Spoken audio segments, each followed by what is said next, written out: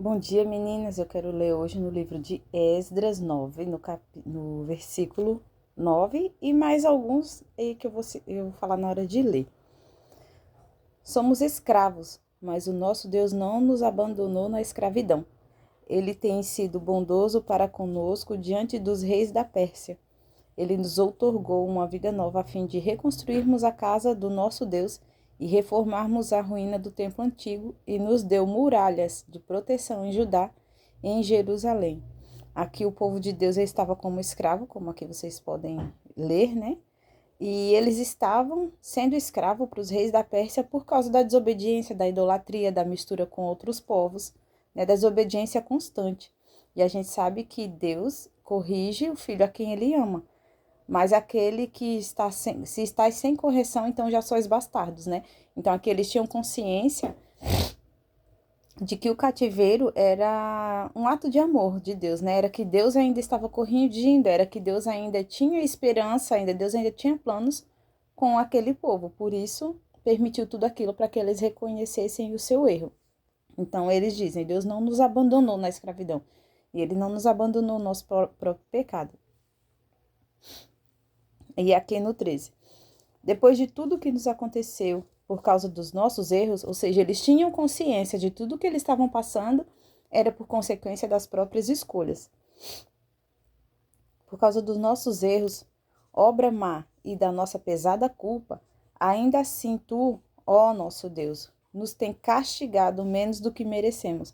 Eles sabem que aquilo que eles tinham feito, o resultado daquilo seria o extermínio, né? Tanto quantos povos hoje nós escutamos falar que foram exterminados, né? Que foram dizimados, né? Como a Mesopotâmia, como alguns países que existiam, a própria Babilônia, né? Existiam na antiguidade e hoje são apenas dados históricos, né? Então o povo de Israel sabia que o caminho que eles estavam tomando, eles estavam se encaminhando para isso, né?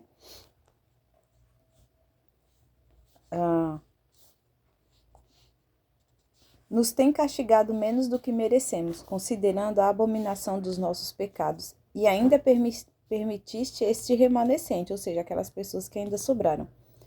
Como então poderíamos desobedecer outra vez a palavra de Deus e os seus mandamentos, e celebrar alianças e matrimônios com pessoas que praticam todo tipo de paganismo? Se fizéssemos isso, tu ficaria tão irado conosco que nos destruirias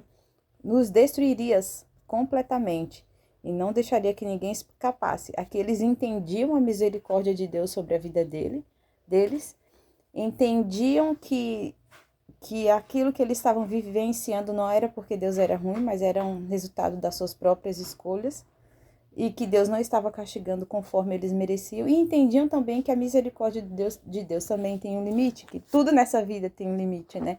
Então eles entendiam que se ele continuasse, aí sim o extermínio ia chegar, e assim o fim ia chegar.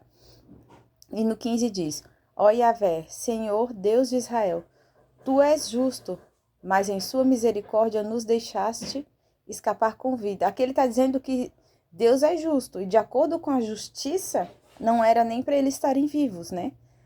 Ou seja, mas em sua misericórdia nos deixasse escapar com vida, como se pode ver hoje.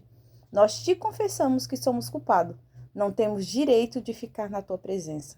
Aqui a história continua, né? Fala que todo o povo estava reunido, Esdras estava orando, intercedendo, né? Confessando, reconhecendo a misericórdia de Deus, reconhecendo aquilo que o povo de Israel merecia, reconhecendo que Deus não tinha dado uma sentença completa de acordo com aquilo que eles tinham feito. Deus tinha dado uma sentença somente parcial, porque se Deus tivesse dado uma sentença completa de acordo com o que o povo de Israel fazia, eles já teriam sido exterminados.